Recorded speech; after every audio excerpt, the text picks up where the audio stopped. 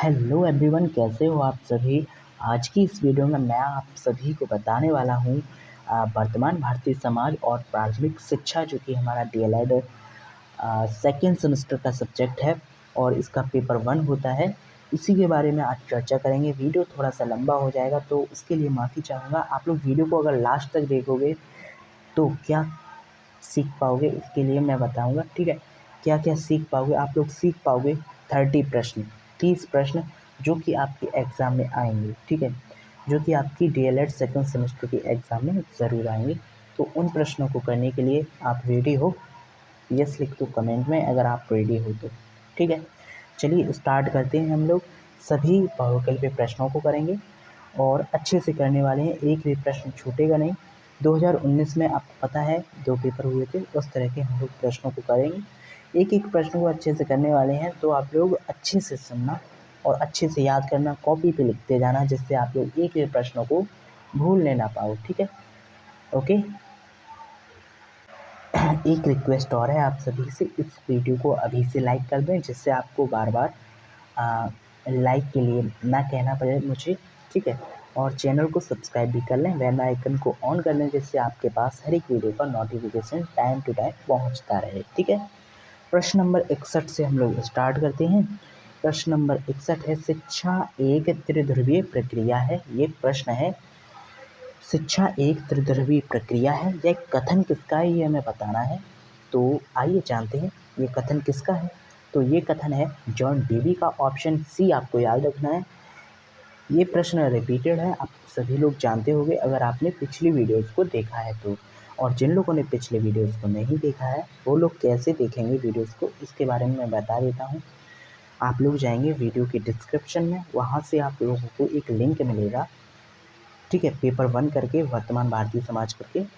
ठीक है, उसी पे क्लिक करेंगे और आप लोग पहुंच जाओगे प्लेलिस्ट पे। वहाँ से आप लोग स्टार्ट करोगे देखना, आपको सभी वीडियोस मिलेंगे। ठीक है, या फिर आप लोग प्लेलिस्ट में जा कर के प्लेलिस्ट वाले ऑप्शन में जाएंगे, वहाँ से आप लोग सभी वीडियोस को देख पाएंगे। ठीक है, तो चलिए आगे बढ़ते हैं। ठीक है, प्रश्न नंबर है 62। फ्रॉवेल द्वारा प्रतिपादित शिक्षण पद्धति है। फ्रॉवेल द्वारा प्रतिपादित शिक्षण पद्धति कौन सी है? किंडरगार्टन है, बाल उद्यान है, हस्तकला है, या फिर फिल्म प्रोजेक्टर है। तो देखो, फ्रॉवेल जो है वो किसके प्रतिपादन किया था? किंडरगार्टन का। ठीक है, किंडरगार्टन। ऑप्शन यहाँ पे ए राइट हो जाएगा। आगे बढ़ते हैं प्रश्न नंबर 63 पे। प्रश्न नंबर 63 है, जनसंचार का यांत्रिक साधन कौन सा है? यांत्रिक साधन पूछा गया है। टेलीविज़न है, हाँ है। टैप रिकॉर्डर भी है, कंप्यूटर भी है, उपयुक्त सभी है। ऑप्शन डी राइट होगा यहाँ पे आपका। ठीक है, प्रश्न नंबर नेक्स्ट आ जाते हैं। प्रश्न नंबर है 64। 64वां प्रश्न बोलता है, रूढ़िवादिता तथा निरक्षरता। ठीक है, रूढ़िवादिता तथा निरक्षरता गंभीर समस्या है। किसके लिए है ये समस्या? प्रौढ़ों के लिए, बालिकाओं के लिए, बालकों के लिए, दिव्यांगों या सभी? दिव्यांगों, सभी। ठीक है, तो यहाँ पे जो राइट आंसर होगा बालिकाओं के लिए ये रहेगी। ठीक है, रूढ़िवादिता तथा निरक्षरता गंभीर समस्या बालिकाओं के लिए है। ठीक है, प्रश्न नंबर 65 पे आते हैं।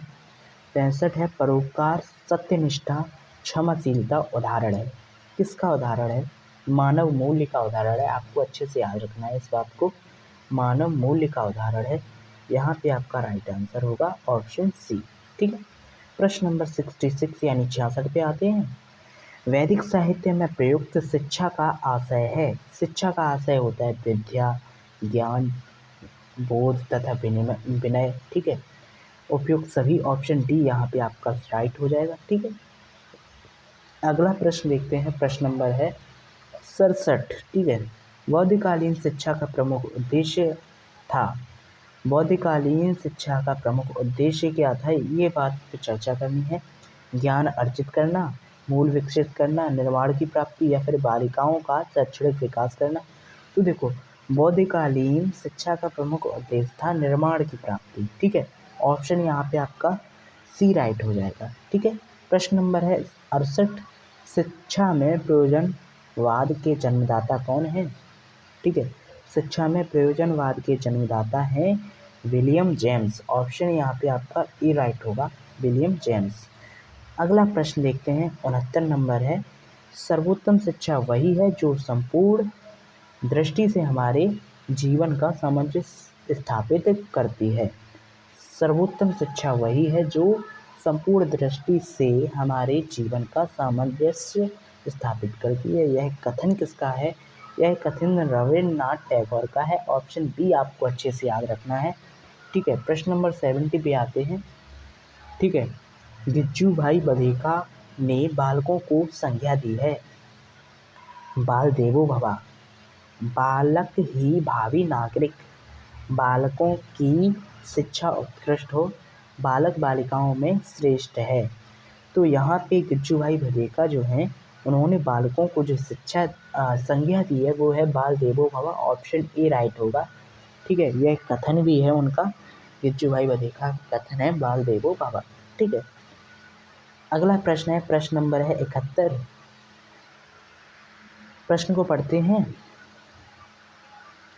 कामेंद्रियों, ज्ञानेंद्रियों व पढ़ने लिखने की शिक्षा, इन तीनों भागों में शिक्षण पद्धति को विभाजित किया है। किसने किया है? मांटेसरी ने किया है। ऑप्शन ए राइट होगा, मांटेसरी।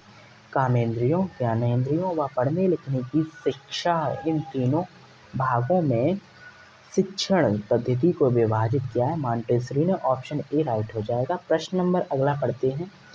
निःशुल्क एवं अनिवार्य बाल शिक्षा का अधिकार अधिनियम पारित हुआ। निःशुल्क अनिवार्य बाल शिक्षा अधिकार अधिनियम कब पारित हुआ था? ये हुआ था 2009 में पारित। ऑप्शन यहाँ पे आपका ऑप्शन सी राइट रहेगा। ठीक है, ऑप्शन सी राइट रहेगा। निःशुल्क एवं अनिवार्य बाल शिक्षा का अधिकार अधिनियम 2009 में पारित हुआ। ठीक है, प्रश्न नंबर है 73, इसको पढ़ते हैं। राष्ट्रीय जनसंख्या नीति का प्रमुख उद्देश्य था। प्रमुख उद्देश्य क्या था? पाठ्य पुस्तकों के माध्यम से संतान वृद्धि के रोकने के उपाय बताना, प्राणों को जनैधिक के बारे में जागृति करना, एड्स नियंत्रित करना, या फिर जनसंख्या वृद्धि को प्रभावी ढंग से रोकना। तो देखो, राष्ट्रीय जनसंख्या नीति का प्रमुख उद्देश्य जो था वो था जनसंख्या वृद्धि को प्रभावी ढंग से रोकना। यहाँ पे आपका ऑप्शन डी राइट हो जाएगा। आप सभी को अच्छे से याद रखना है। ठीक है, ऑप्शन डी राइट होगा। प्रश्न नंबर अगला आता है। प्रश्न है, बोर्ड का घोषणा पत्र कब प्रकाशित हुआ? तो 1854 में हुआ है, 1954 में नहीं हुआ है। ठीक है, ये बात आपको याद रखनी है, 1954 में हुआ है। ठीक है, ठीक 1854। ऑप्शन ए आपका राइट रहेगा।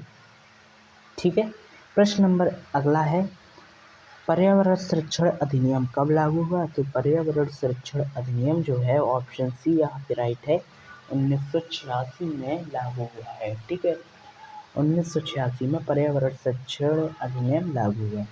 इसके बाद है, शिक्षा वह है जो जीवन को संपूर्ण सत्ता के साथ स्थापित करने की शक्ति होती है। यह विचार किसका है? शिक्षा वह है जीवन को संपूर्ण सत्ता के साथ स्थापित करने की शक्ति होती है। की पॉइंट है, जीवन को संपूर्ण सत्ता के साथ।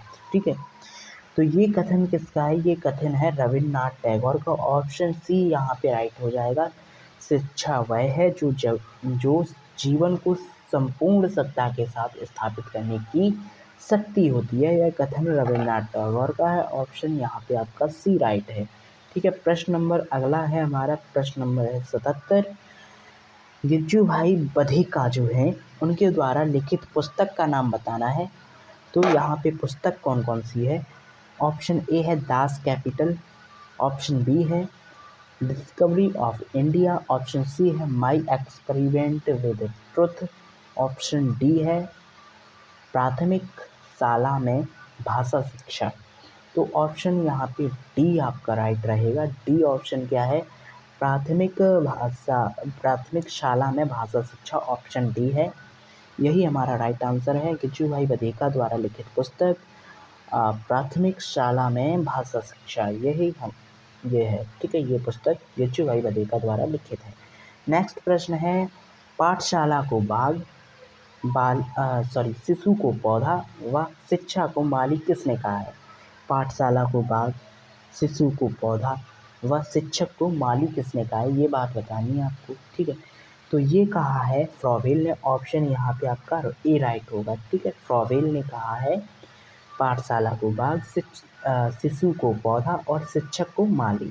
ठीक है, शिक्षा का मुख्य उद्देश्य क्या होता है? शिक्षा का मुख्य उद्देश्य होता है बालक का सर्वांगीण विकास करना। ऑप्शन सी आपका राइट होगा। ठीक है, प्रश्न नंबर अगला है, शिक्षक द्वारा छात्रों में राष्ट्रीय सद्भावना का विकास किया जा सकता है दंड देकर, पुस्तकों को पढ़ाकर, शिक्षक द्वारा स्वयं इसका अमल करके या फिर समझा के। देखो, शिक्षक द्वारा छात्रों में राष्ट्रीय सद्भावना का विकास स्वयं खुद इसका अमल करेंगे शिक्षक, और उन्हें देखकर जो विद्यार्थी होंगे यानी छात्र होंगे वो समझ पाएंगे। ठीक है, उन बातों को अपने आप में ला पाएंगे। ठीक है, ऑप्शन यहाँ पे आपका सी राइट हो जाएगा।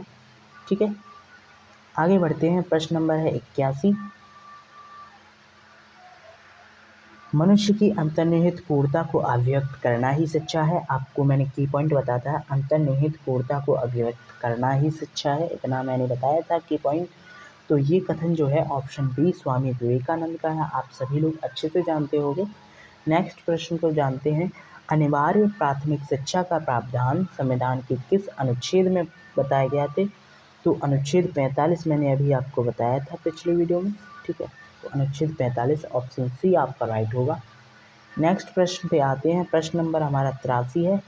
83 प्रश्न है, महात्मा गांधी के दर्शन के अनुसार छात्रों की क्रियाशीलता के लिए पाठ्यक्रम में आवश्यक है।